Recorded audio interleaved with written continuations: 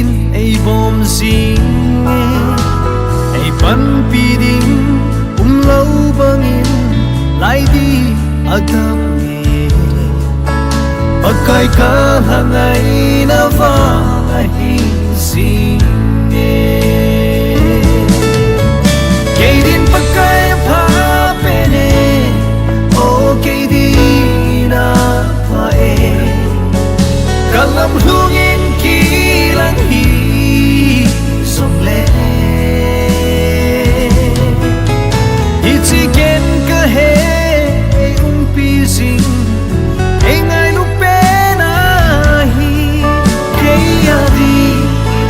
pagkaya papene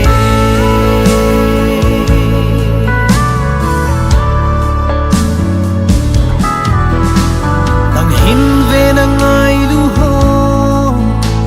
nagki ay mang sanpo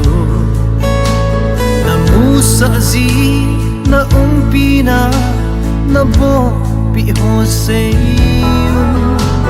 ay ngay luding ko'y maumlaw pagka kainpele nang mabaw na hikinip na faemsu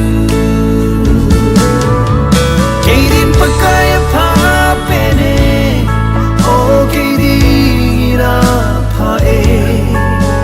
kalam lungin kilang hi somle itiken kahe umpising ay ngay lupenahi kaya di pagkaya papene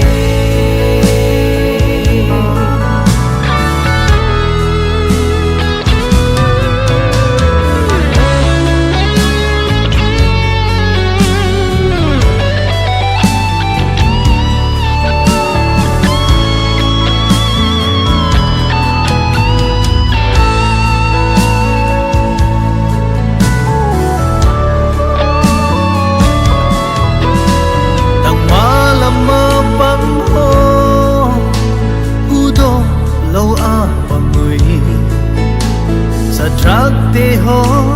na musa tu na pinagilang kay zong hitse hikaday pe na ke bulang hi hitu alupen kin zong katasan ne kay din pagkay papene o kay di na kalam lungin kilang hi somle itiken kahe umpising ay ngay lupenahi kaya di pagkaya papene kay din pagkaya papene o kay di kalam lungin kilang hi somle itiken kahe umpising ay ngay lupenahi